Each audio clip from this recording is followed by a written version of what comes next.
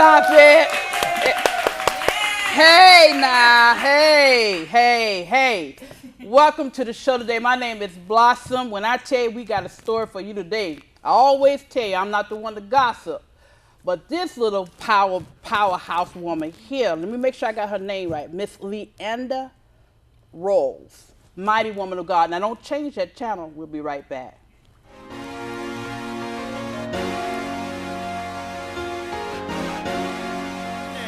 Everyday life, steady coming at me. Everyday problems, steady trying to grab me. So I'ma give them up to you.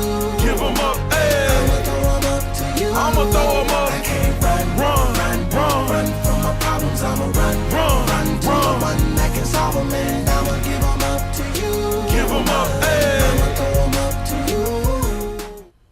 Welcome back to the show. My name is Blossom. Like I said, I am not the one to gossip, but the woman of God that we have for you today, she may be small, but don't let size fool you. Her name is Miss Leinda Royals, mighty woman of God. She's going to tell us her past, present, and her future. Once again, we want to thank you for being here. Now, don't act like you don't know how to talk, because I know you know how to talk. Yes, ma'am. Welcome to the show. Thank you for having me. Dale, you welcome, girl. Now look here. Now, so now you are what? Magazine owner. Right. What else? Well, I'm applying to pharmacy school, and I'm also I do fashion shows and just anything and everything that's positive. I love to do it. Okay, and when you have the fashion shows, what does the proceeds go to?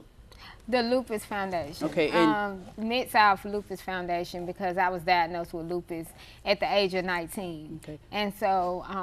Now, when it comes to that disease, can you explain? Because a lot of Okay. Well, lupus is an autoimmune disease, and it can affect every organ of your body. So it's basically like your white blood cells supposed to fight off the different diseases and bacteria in your body, but instead it's kind of fighting against you. Okay. So it's kind of hard to diagnose as well. So when I first got sick, I didn't know what was wrong with me. I actually went on a vacation, a family vacation to, our family hometown, and I couldn't walk. Like we was in the van, and I got out the van, and I was like really stiff. I almost felt like I was paralyzed.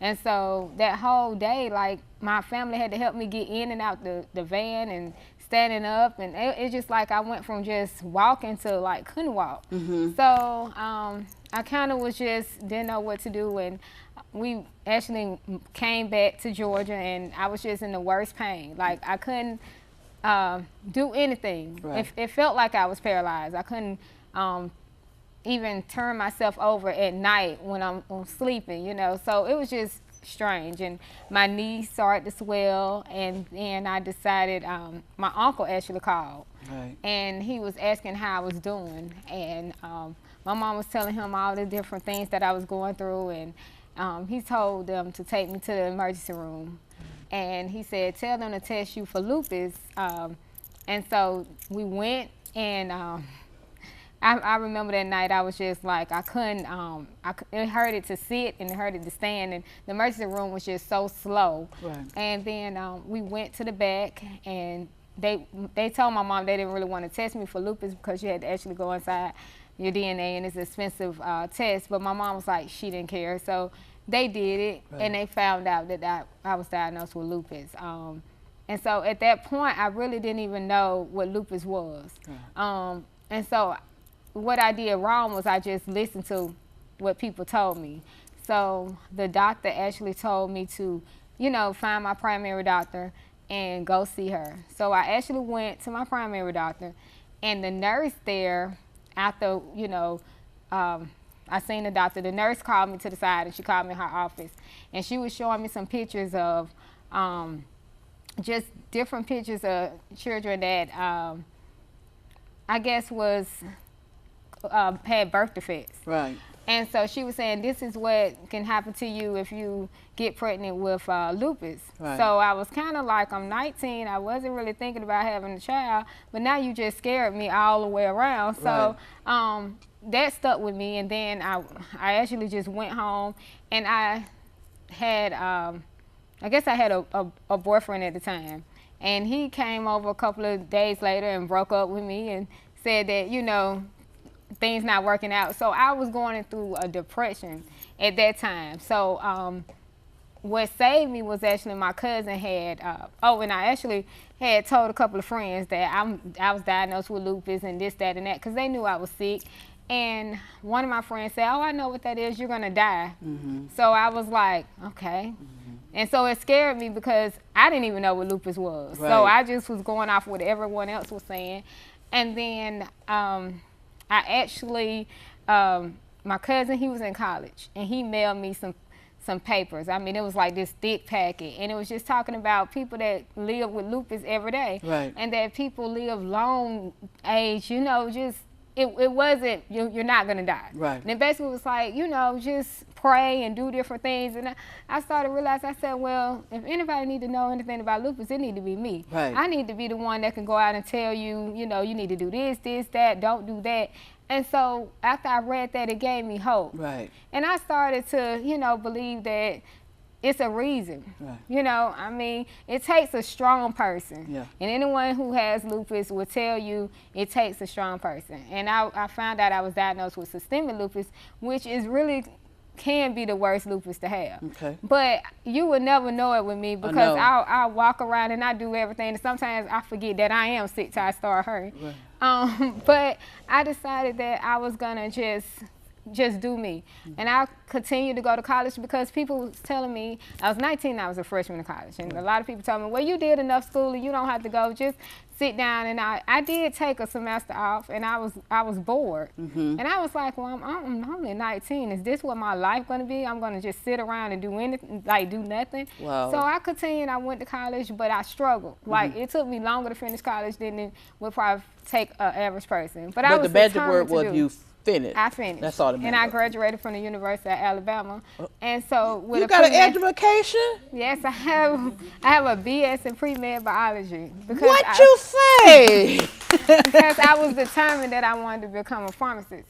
But then when I was 24, God gave me this vision while I was in college. Well, let me bring it back a little bit. When I was 10 years old, I knew that I wanted to own a magazine company. Right. And so I used to, when people would ask me what I wanted to do when I grow up, I used to say, I want to own a magazine company. And a lot of people used to be like, well, how you going to own a magazine company? I didn't know, but I made plans, and I still have books and diaries on just things and how my magazine was going to be. The only problem was I thought that I was going to be rich and had a lot of celebrity and everybody that was well known, I thought they was going to be in my magazine. Right. The people you want to meet. Right. But I just continued to do it. But when I got 18 and I had to make a choice to either go to college or, you know, stay on this dream, I decided I'll go to college. So I went to college, and then when I was 24, God gave me this vision to start a magazine that allows people to share their testimonies and true stories. He said, there's people out there that got testimonies that need to be told. There's people out there that needs to hear it. So I kind of was like, well, how I'm going to do this?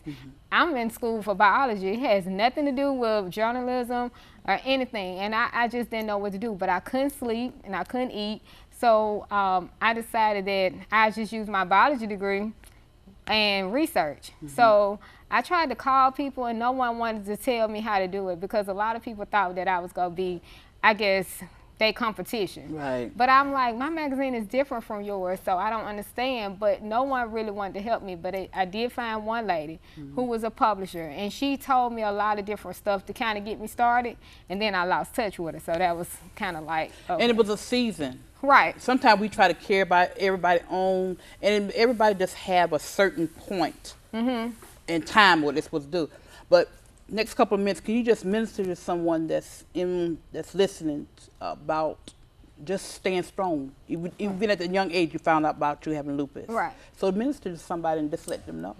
Well, I would just say you have to stay faithful. You have to pray. You have to continue to stay around people that's positive. Anyone that tell you something is negative is not the person you need to be around. You have to research and learn for yourself, because at first I was listening to so many people Right. that I didn't even have time to even read or research on my own. So once I found out the truth that you can live, and you know, just because you was diagnosed with a disease doesn't mean it stopped you from doing anything. Amen. I live a normal, healthy life. Like, I do everything that I choose to do, I do it. Amen. So you can do it.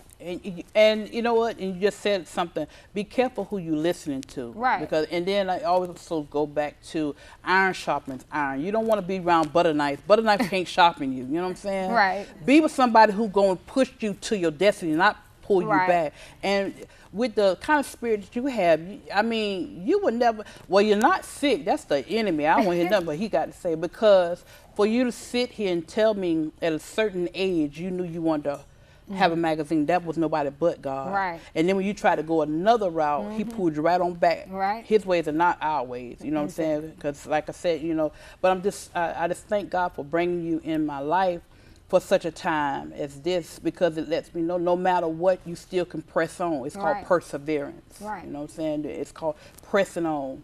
Don't worry about what the next person said. Exactly. Like you said, you lost contact with the person Listen.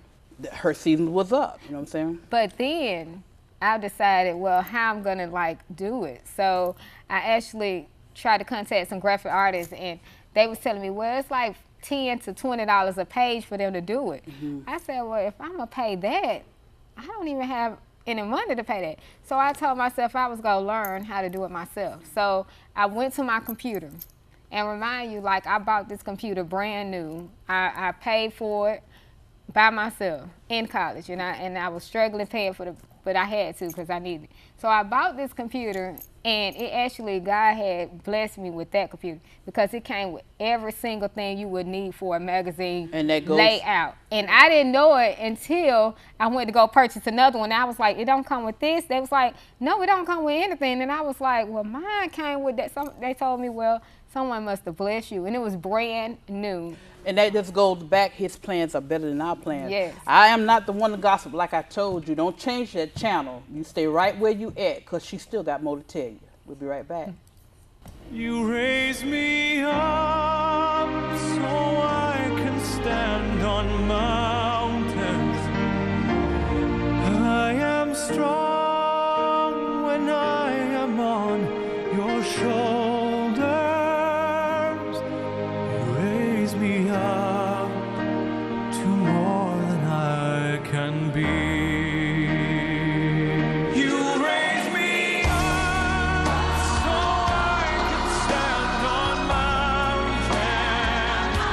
You raise me up to walk on stormy seas. I am strong when I am on your shoulders. You raise me up to more than I can be.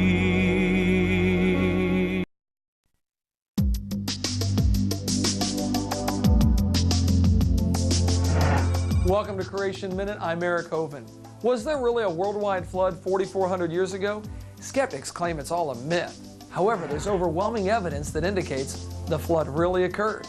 More than 270 cultures around our world have a legend of the flood. Geologists find massive erosion features all over the world. Coal seams span the entire globe, some of them hundreds of feet thick. On top of Mount Everest, they even find clams. Now, when a clam dies, it relaxes and opens up. These are found in the closed position, 450 miles from the beach, and 5.5 miles above sea level. So was there really a worldwide flood? The evidence says yes. Why don't you let us know what you think at creationminute.com.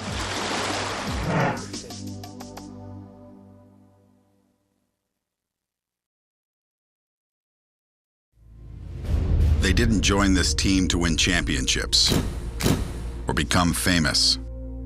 They joined because there is important work to be done, and only some able to do it. They are brighter, better educated, led, and equipped than any team in history.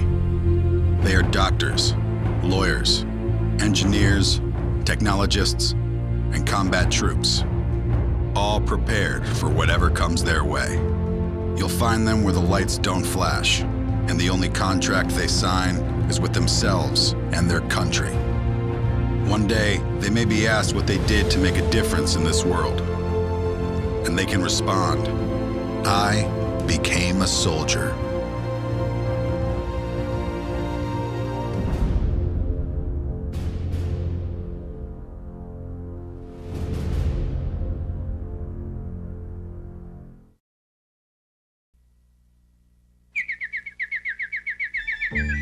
Here's the sower, Michael Guido of Meta, Georgia, with a seed for the garden of your heart. One morning, the preacher asked the little boy, who made you, Jimmy? He answered, God made part of me. What do you mean? He asked. God made me real little, and I growed the rest myself, he said. All at once, we see God creating the universe in a display of power, culminating with a man and woman like himself. Before long, sin entered the world, bathed in innocence. Creation was shattered by the fall, but there's hope. No matter how dark the situation, God has a plan. God loves you, and he wants to save you. Won't you let him? A seed from the sower has originated from the studios of the Guido Evangelistic Association. You're watching the Christian Television Network, proclaiming the most powerful name of all. Welcome back to the show. My name is Blossom. Now, if you wasn't here for the first part of the show, when you snooze, you lose. But we're going to let you come back, and we're going to let you join in on this powerful woman of God, Miss Leinda Royals. I had to make sure I get her name right because I don't want to be cut or hurt. But powerful little woman. She's small, but she's powerful. She was sharing her story with us. And so now, since we're going to let you come in on it, we need you just to sit back and listen to it. Welcome back, baby. Thank you. Well, with the magazine, I ended up finding out that everything that I needed was on the computer.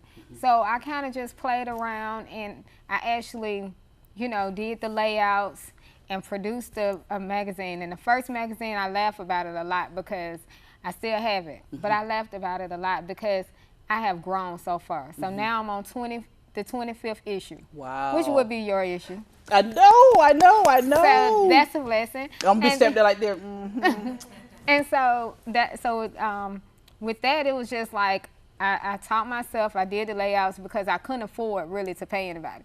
But God just was giving me the knowledge to do it. And I went out the first time to try to get stories, and I did. I got some. But since then, I really haven't been out to really get any because God just been blessing me and sending all the different people to me with the testimonies. And I was like, every time I really want to give up, God will send me somebody. Won't he do it? He'll send me somebody to do a testimony. And so I have testimonies that's probably can go up for 3 or 4 more issues. And I'm like, well, how am I going to get them their story back or tell them I'm not going to do it? So it keeps me still doing it. Right. And so when we started the magazine, I came to my family, and I first told my grandmother, and I was like, I want to start a magazine, and I didn't know what to do or whatever. And she said, well, if you start some, don't stop. Right. So I was like, okay, because she's serious and she means it. Right. So you start something, you couldn't stop. So I still was trying to figure out a name. Now, when I was 10 years old, I had a name. I had a name called Kanaya. And that meant, I looked in the dictionary, and Kanaya meant carrying water. So I thought I was going to be the gospel. So I wanted Kanaya, but when That's powerful. Right, it was Kanaya. So wait a minute. What's that word again? So when I find somebody who gossiping, what I can tell them now? Well, what canal meant. Meant carrying water. So I just thought, you know, you're gonna be gospeling. So I wanted to name it Kanaya. Oh, okay. And so that was just my thought when I was 10 years old, and I kept that name all the way until everybody didn't like the name. So when I came to the family, they was like, no, that's not a name. You need something that had a meaning to it. Right. So we came up with the name Dash. Right. So Dash stands for between your birthday and your death date. The line in the middle determines where you spend eternity. So it's kind of basically just like what you do between this dash that counts, your birthday and your death date. Wow, hold the magazine up so they can see it. This is one of the issues. And my grandfather, Reverend Alphonse Bryant, Junior used to preach a eulogy called Dash. And so he was known a lot in Birmingham, Alabama for the Dash. And our family, he was known in our family. A lot of people said, is he going to come to the funeral? Is he going to preach the funeral? Is he going to preach about the Dash? So they wanted him to preach about the Dash. So when the family was like, well, let's name it Dash. And so I spelled it with the dash in the middle because that is very powerful. That little one dash means so much. It's so many people live through life and they haven't done anything. Wow, that's powerful. So dash is... Them be them people that be talking about I'm fitting them. Right. I don't like them kind of people. I'm getting ready to do it and don't do nothing. I'm fit to do. Well, what you doing? And so it's a family magazine. I got my family in it all types of ways. So my grandfather, he's always on the magazine. It says inspired by him. He passed away in 2008. He didn't get to see the magazine started, but I have talked to him about it. And I know if he was here, it would already be on somewhere serious. And my grandmother do all the scriptures I do a scripture on each magazine, you know, and she does the scriptures. So we just my family helps me a lot. They push it. I'm thankful. That's a blessing. And you talking about you sick. The devil is a lie. Yeah. But, you know, I thought about it later. I said, you know, because I was like, why would I, you know, get diagnosed with lupus? I got brothers and sisters, so you know why. But I realized God had to give me a testimony so I can hear other people's testimonies and understand them, you know. Girl almost ran. Wait a minute. Let me get myself together. I had almost ran there. Oh, okay. When I tell you that's powerful, that is, now I've heard, and a lot of people have something that, but that's powerful. You know, we have to go through. You got to go through. In order to be able to help somebody else. Can't help nobody. And that's when you realize, I tell people all the time, when you go visit someone, because see, I always been small. I was always like 103 all the way. And probably can eat up everything. I love to eat. Girl, I do it. I have 4 necks. But when I got sick, I went down to 92 pounds, and you wouldn't believe what now, a I was difference. that size when I was smoking crack. I was 92. I was. And you people. They thought they knew I was sick. and to them, it's like I had lost a ton. And I tell people all the time, I say, when you go visit someone sick, you have to watch your expressions on your face. Sure do. Because they used to look at me like, oh my Lord. And tell me to go lay down. I'm like, I thought I was feeling good. And they would come over and they'd be like, oh my God. And then they'll tell me to go lay down so they can talk about me to my mom or my dad or whatever about, oh my God, what is she doing? She's sick. But, you know. You know what? It makes me laugh. They did me like that one time. I called myself arching my eyebrows. And I was smoking crack. One was up here, one was down there. And they were like, oh my Lord.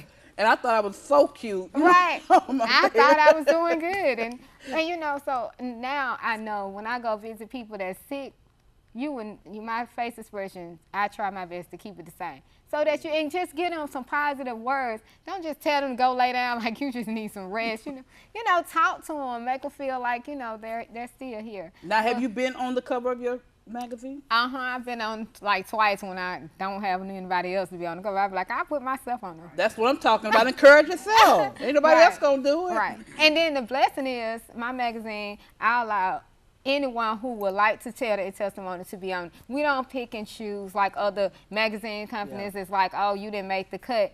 It's somebody out there that need to hear someone's story. So we don't pick and choose. So it's different people, whoever want to be inside the magazine. We don't judge that way. That's a blessing. That's what it's like with the talk show. You know, when God blessed me with the show, I want people that's going to sit on that couch and don't be ashamed to say where you've been, you know, or what you've been delivered from, because it's somebody out there going through what you done went through. But I'm just amazed at you to be so small, and God got all that power in you. You better not sit back talking about I'm fitting up, and I don't even know how to spell the word fitting up. There's no such thing. No. You know what I'm saying? Now let's talk about, you got a event coming up pretty soon. I have a fashion show, and this is actually the 5th fashion show we have done. And it's called The City of Dash. And so a lot of people like, well, you have a Christian lifestyle magazine. What does that have anything to do with the fashion show? Well, I was trying to come up with ways to get people to come together. And I know fashion brings a lot of people together. Right. So with that, we get people from all over. People travel just to come to my fashion show. People travel just to be inside in the fashion show. And we have people, hairstylists, makeup artists, barbers that are all coming to do my models stuff for free. Wow. Just because God just have put these people in my life to do it. And the show is, we have different performers that come out. And one good thing, I have to turn people away because they want to perform. And we don't charge for anyone that want to come out and perform. You don't have to make a certain standards. Right. It's just that we tell people, you modeling, you standing up, and you walking for Jesus. Right. So, you know, if you could stand up, that's what I tell them. If you could stand up and walk for Jesus, you could be on my fashion show. Wow. So that's what we do, and we love it. So you mean to tell me if I find that good girdle, I can walk down You can walk without a girdle. Okay, no, we don't want to do that, baby. We have people, we don't judge of any size, shape. You can model all ages. That's a blessing. Right. And the procedure go to? The Lupus Foundation. Wow, that's a blessing. Yes. And how many times have you had this fashion show? This is going to be our 5th one. Wow. Right. So you have one every year? I try to have one every year. I didn't have one last year, and everyone was calling me, asking when we're going to have the fashion show, why we're not going to have the fashion show. So I decided I think I'm stuck with it. No, okay, so now before we run out of time, now school, how's school coming along? It's good. I'm waiting to hear back from the pharmacy schools. Okay. So I'm praying that I get accepted, and if so, I'll be in school in August. Okay. But if not, I'll be in somebody's school. I'll be in grad school because I got a backup too. Wow. But either way, I'm still going to have the magazine. I'm still going to do the fashion show. And I'm still going to continue to live my life and do everything that I want to do because you only get one life. And it's very important what you do in that life.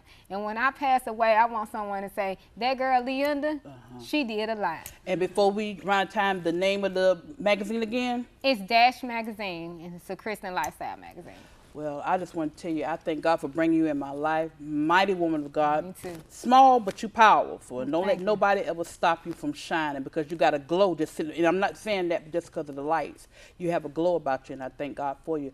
And like I always like to close with scripture, Jeremiah 29:11. And to me, and I paraphrase it, it says, I don't care what my life started out as. It depends on where it ends. And with that, I'm just going to continue to keep on doing what God tells me to do. Just continue to keep on allowing God to use me. Continue to keep on being inspired by other people because it's not about me, it's about us. Exactly. You know what I'm saying? Working and doing together. And we all going to be accountable if we're sitting on our talents. So with that being said, I want to say thank you. Mighty woman of God. And no weapon formed against you shall prosper. With that being said, thank you for joining us. Now y'all come on back now.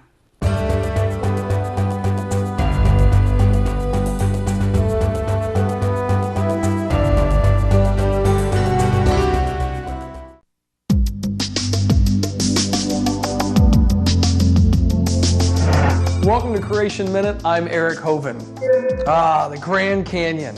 277 miles long, 10 to 18 miles wide, and more than a mile deep. That's impressive. In the bottom is the Colorado River.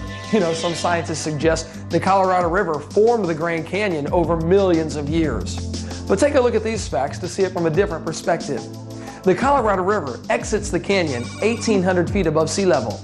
It enters the canyon 2,800 feet above sea level, and the top of Grand Canyon is 7,000 feet above sea level. So you tell me, did the river flow uphill for millions of years to carve out the Grand Canyon? Or is it possible that the Grand Canyon is the result of Noah's flood? To learn more about creation, visit us at creationminute.com.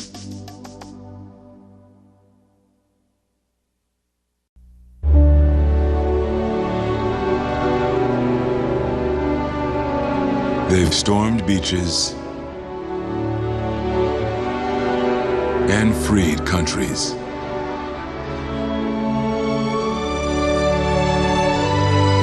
Protected the weak and defeated the strong. Shown courage and compassion.